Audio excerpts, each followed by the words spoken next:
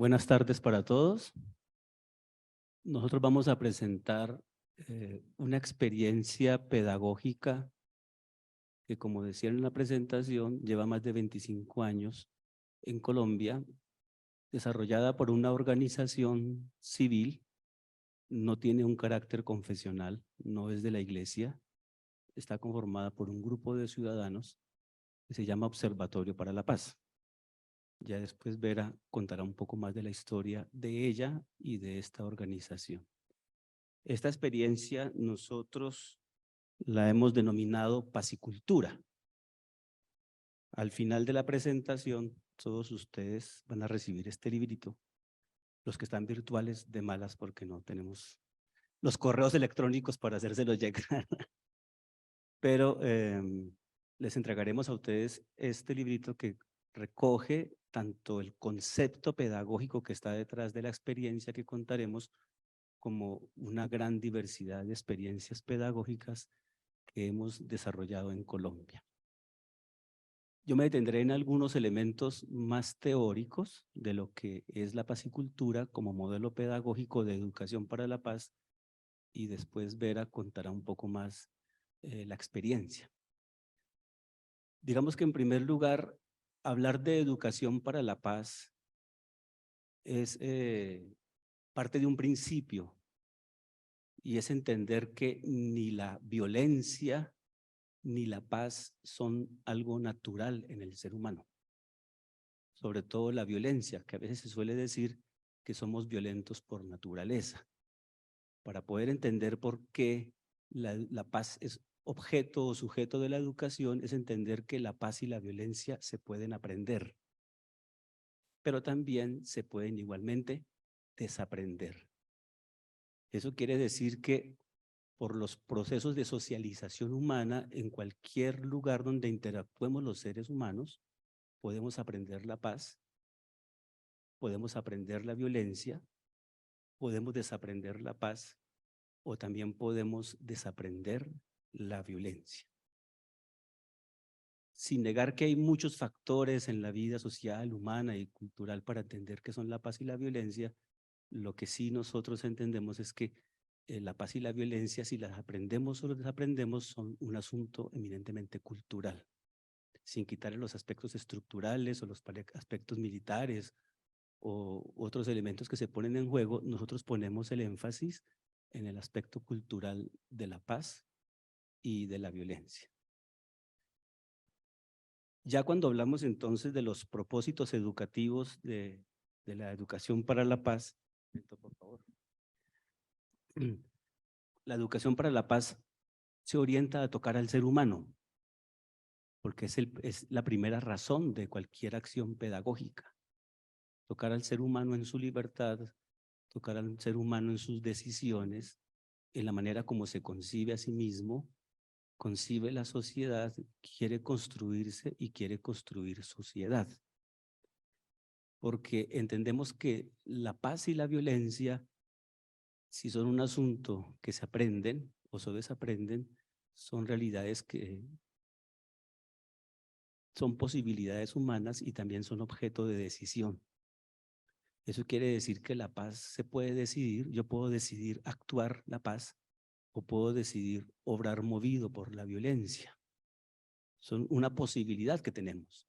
La educación para la paz naturalmente debe orientarse a que las decisiones humanas se orienten a la paz y no hacia la violencia.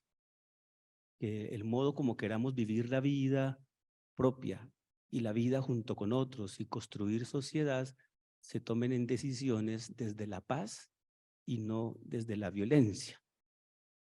La educación para la paz tiene estas dimensiones. Es una acción educativa porque se orienta a liberar y hacer madurar la personalidad y las conductas de paz.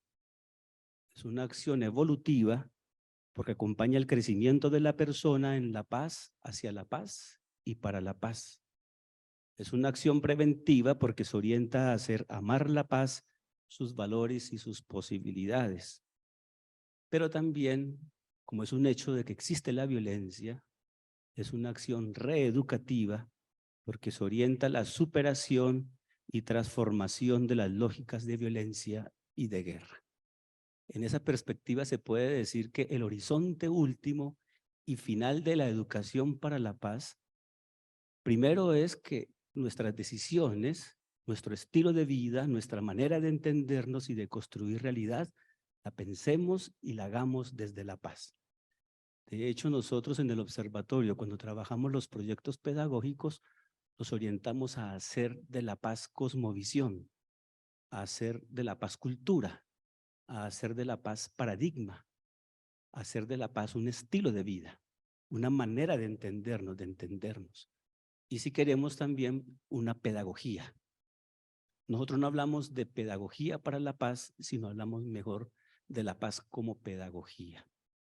Pero, repito, como también la guerra y la violencia son una realidad, la educación para la paz, en esa lógica de tocar la libertad y las decisiones humanas, también tiene que orientarse a desarticular las violencias.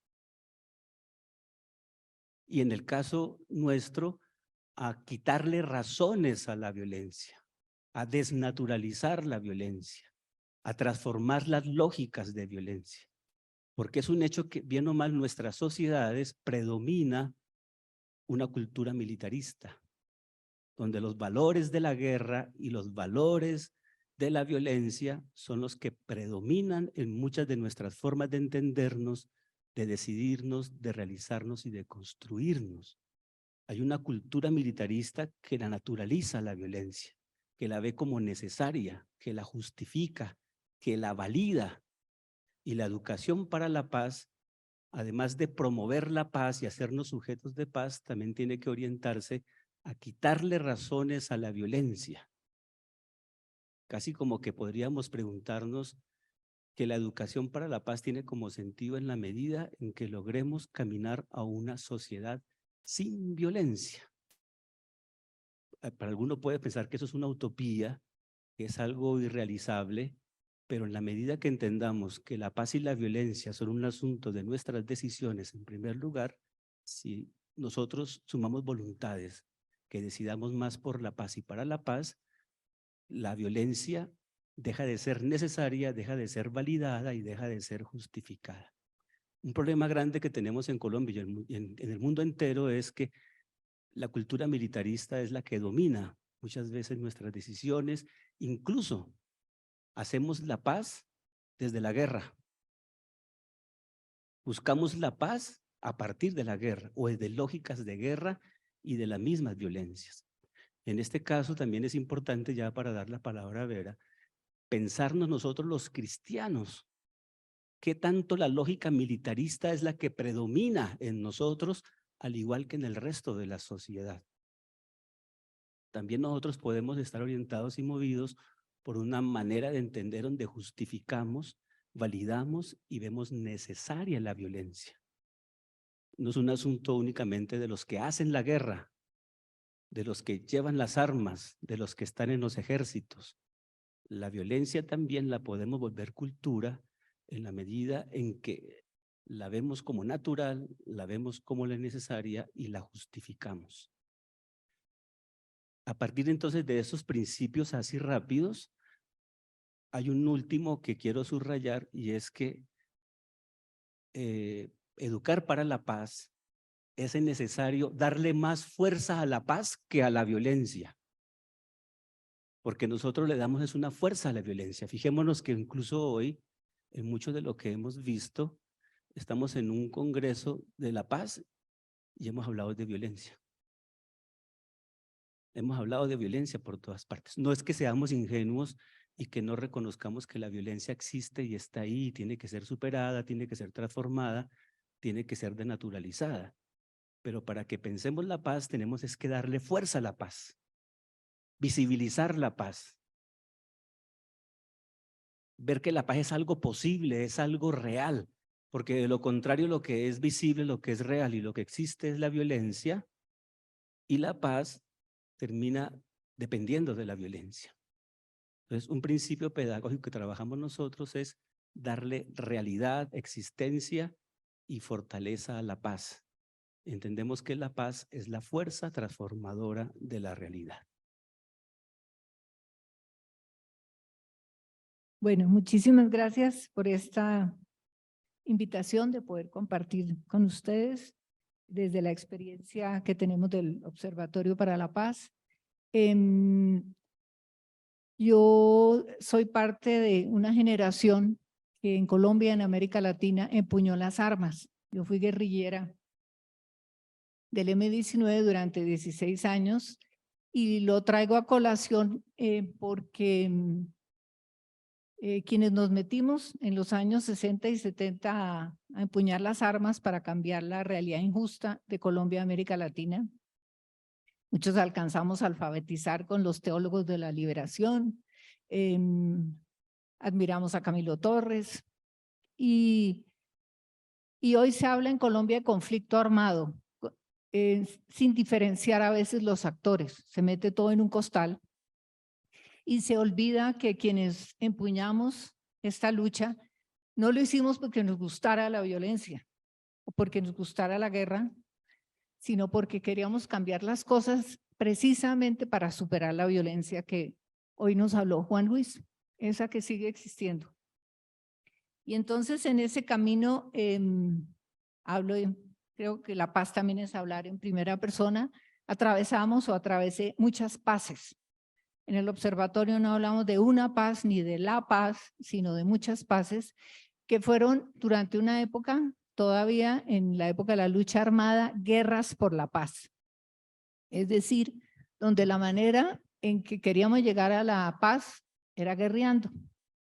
Pero con la profundización de esta confrontación, con la desvirtuación de esta lucha, en la medida que afectaba sobre todo a quienes queríamos defender, es decir, al pueblo, y atravesada por empezaba a surgir todo el tema del narcotráfico en Colombia, pues tomamos la decisión en el año 90 de renunciar a la violencia. Y eso es un cambio paradigmático, porque fue una decisión que no fue tanto una negociación, sino una decisión de decir, si esto no nos sirve, si esto no va a ayudar a cambiar la realidad injusta en nuestro país, pues hay que optar por la paz. Como no un cambio para la paz, sino la paz como un cambio. Y desde entonces yo he podido atravesar muchas paces en la política durante un tiempo, en el Congreso de la República, pero de las cosas más maravillosas ha sido descubrir que la paz es una fuerza, como decía Manuel, transformadora, que la paz es una pedagogía, que la paz se estudia y que la paz son muchas paces posibles. Entonces, y lo digo porque como en Colombia tenemos mucha, como decía Manuel, mucha violentología. En este país se inventó esa categoría que se llama violentología, donde estudiamos la violencia y eso está muy bien.